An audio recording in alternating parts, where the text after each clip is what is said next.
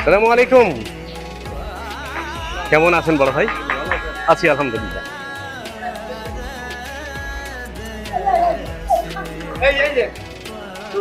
Hello.